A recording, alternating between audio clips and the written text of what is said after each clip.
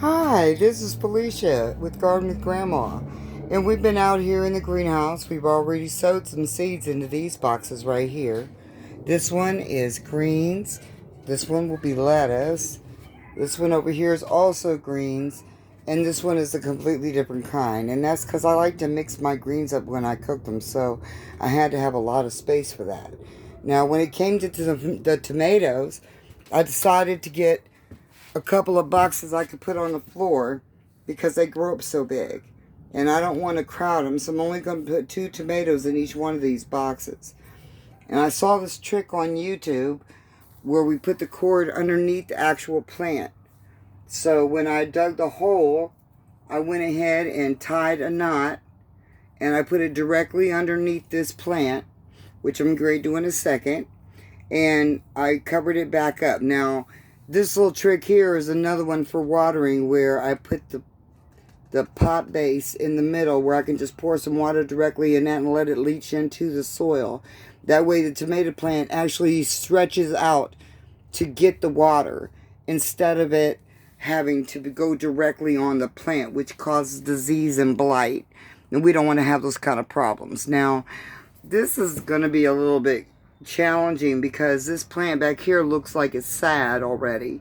And I need a little bit more dirt compacted around it, but I'm not going to make you watch me go through that.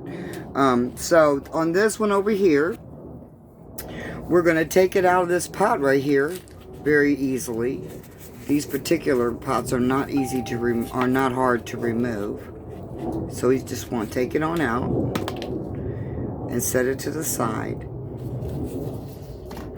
We take our little shovel. This one is going to get really nice and deep.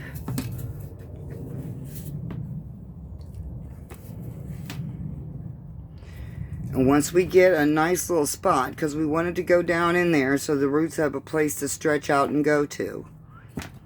When we get it down nice and deep, then we take the string, the knotted circular part, and put it down in that hole. And then we just gently place the plant on top of it.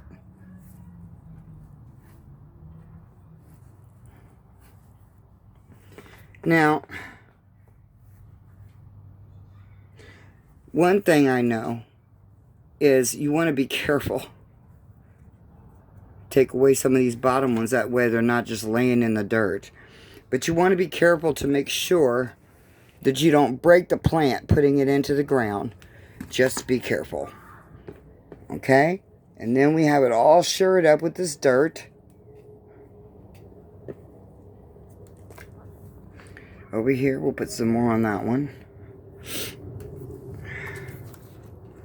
And I'm going to put some lower plant right here in the front. I think I'm going to try a strawberry over here and maybe a couple of carrots over here because those kind of rooted plants do well. But I'm going to look it up and make sure before I put them in the pot with this.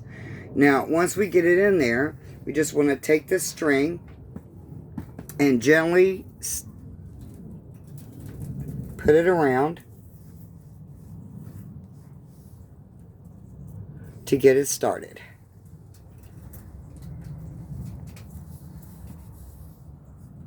And once we get it wrapped around, now we're going to tie it to the top, okay? So I had already rigged up here on the top, a little string going through these hooks so that I could affix this to it without much trouble.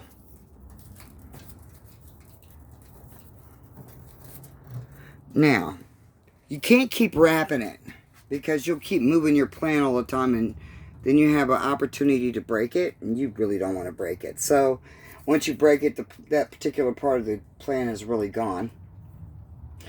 I saw another trick on YouTube. I can't really remember the gardener that did it. They had these clips that they used, and they told me I could get them on Amazon. Guess what? I sure did.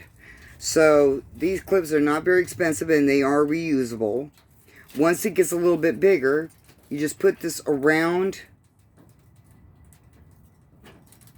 the stem with the rope so that it can clip it on. And that way it'll keep it to the rope as you go through it getting bigger without actually having to tie it to the stem or to keep wrapping it around the plant. Okay, so that's how we put our tomatoes in.